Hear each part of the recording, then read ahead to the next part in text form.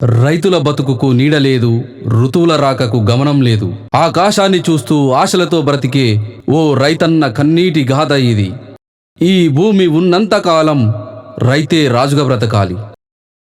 రైతుగా బ్రతకడం శాపమా దేవుడా? ఏమెట్టి దున్నాలి, ఎలా బతకాలి?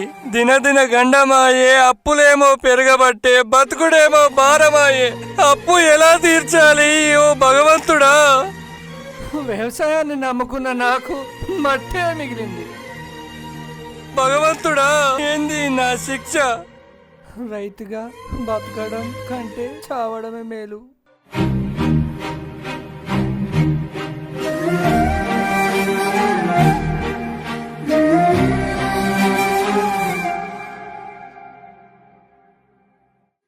సత్యం సాధించాలి. నా పిల్లం పోరగాళ్ళు ఏమవుతారో వాళ్ళను పోషించుకుంటా, కానీ ఈ చావడం నాకొద్దు. నేను బ్రతికి ఏ కూలో నాలో చేసుకొని బ్రతికించుకుంటా. పిరికివాని లెక్క నేను చావను.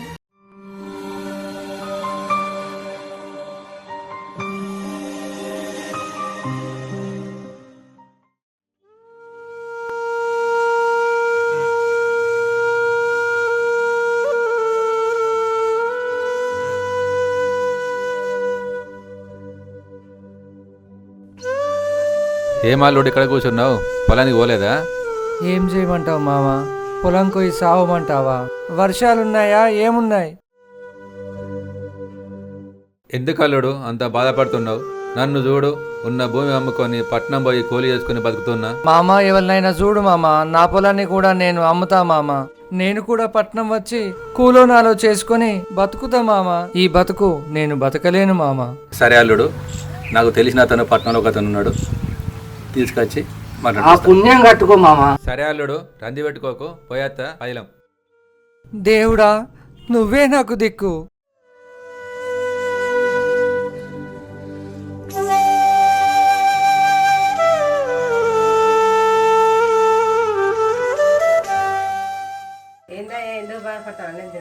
ఏం తిండి తినమంటావు? మన బతుకులే ఇట్లున్నాయి. పొలం అమ్మేద్దాం అనుకుంటున్నా, లేకపోతే తీసుకున్న అప్పులకు మన పొలం పోయేటట్టుంది. పొలం పట్టకాయిదాలు తీసుకురా.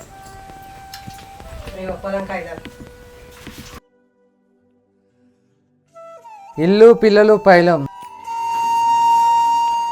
ఓ మామ, పట్టకాయిదాలు తెచ్చిన, పట్నం పోదాంపా. సరే అల్లుడు, రెడీ అత్తా, కూర్చో.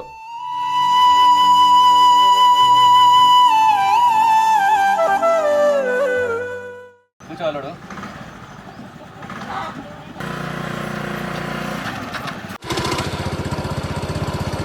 అయ్యా ఉన్నారా? ఎవరు? అయ్యా, మేము ఊరి నుంచి వచ్చినామయ్యా. ఏంది రాజా ఇట్లా వచ్చినావు? ఏం లేదయ్యా, మా అల్లుడు పొలం అమ్ముతా అంటే మీ తానికి తీసుకొచ్చినయ్యా.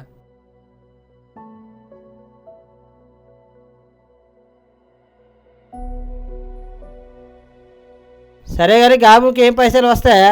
మా అయితే 2-3 లక్షలు వస్తాయి తప్ప. అయ్యా అయ్యా, జర మీరే చూడండి అయ్యా. అంతకన్నా ఎక్కువ పెట్టుకున్న అతడు కాదా? అయ్యా, ఎకరాన 3.5 లక్షలన్నా ఇప్పించండి అయ్యా, పుణ్యం ఉంటుంది అయ్యా. సరే మంచిది, భయాన తీసుకొని సంతకం పెట్టు. మిగతా డబ్బులు రిజిస్ట్రేషన్ తర్వాత ఇస్తా.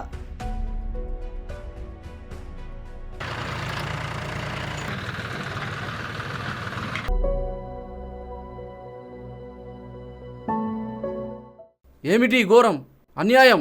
ఆపండి. ఎవర్రా మీరు నా భూమి దగ్గరకు వచ్చి నన్ను ఆపడానికి? పచ్చడి పంట పొలాలను, స్వచ్ఛమైన గాలినిచ్చే అడవులను నరికి రియల్ ఎస్టేట్ దందా పేరుతో పల్లెలను ఎడారులుగా మారుస్తున్నారు. చూస్తున్నారేంద్రా వీళ్ళని దొబ్బే? మీలాంటి మూర్ఖులకు ఏమెరక ఈ చెట్ల విలువ? ప్రకృతే ఏనాడో ఒక రోజు మీకు సమాధానం చెబుతుంది. సమాధానం చెప్పి తీరుతుంది. హలో, ఏమైంది? పాపకేమైంది?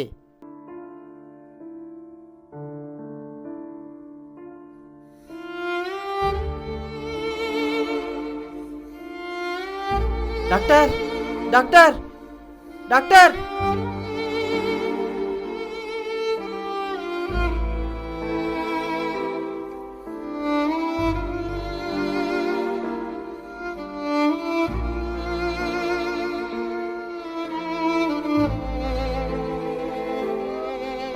భగవంతుడా,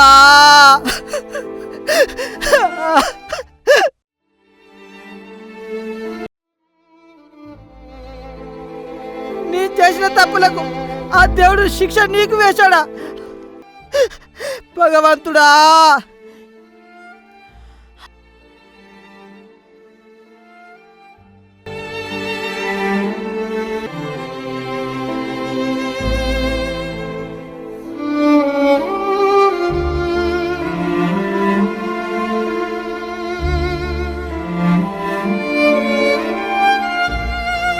ఇక నుండి ఈ భూదందాలకు నేను పోను. ఈ ప్రకృతి కలుషితం అవ్వడానికి నాది ఓ కారణమే. ప్రతి వాడకు, ప్రతి పల్లెకు చెట్ల విలువ తెలియజేస్తానమ్మా నేను. ఒకప్పుడు దట్టమైన అడవులతో, పచ్చడి పంట పొలాలతో, పాడి పశువులతో కలుషితం లేని పర్యావరణం ఉండేది. నేడు ఎటు చూసినా కాలుష్యమే. గాలి, నీరు, భూమి కాలుష్య కోరల్లో చిక్కుకుంది.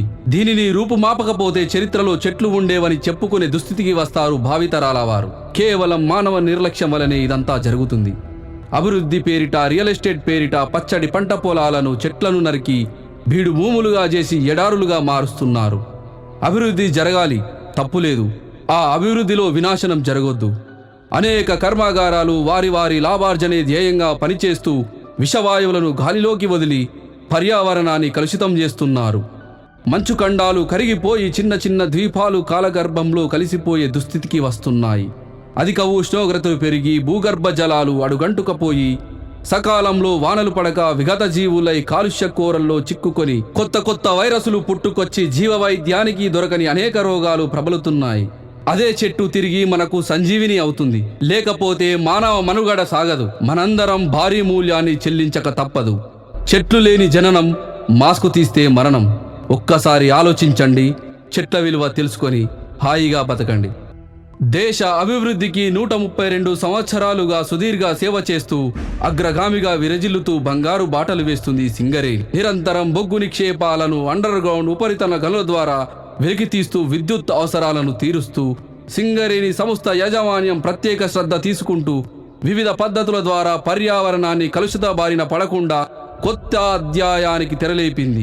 ప్రతి ఏటా కొన్ని లక్షల మొక్కలు నాటుతూ నాటిన ప్రతి మొక్కకు జీవం పోస్తూ ప్రత్యేక విభాగాన్ని నెలకొల్పి ఎకో ఫ్రెండ్లీ ద్వారా ప్రకృతికి భంగం కలగకుండా క్వాలిటీ ఆఫ్ లైఫ్ కొరకు దోహదపడుతుంది. అన్ని ఏరియాలలో నర్సరీలు నెలకొల్పి పరిసరాలను శోభాయమానంగా తీర్చిదిద్దుతూ పరిసర గ్రామాలను పచ్చడి వనాలుగా మార్చింది. సోలార్ రంగంలోకి అడుగుపెట్టి ఒక కలకుతీరాయిని చేరుకుంది. సింగరేణి పలు సంస్థలకే కాదు దేశానికే గర్వించదగ్గ సంస్థగా నిలిచి జెండా ఎగురవేస్తుంది. పర్యావరణంలో అనేకమైన పథకాలను సాధించి చరిత్రకే ఓ పాఠంలా నిలుస్తుంది. అశోకుడే దివి నుండి భువికి దిగి వచ్చి ఆశ్చర్యపోయేలా ఉంది నా సింగరేణి తల్లి.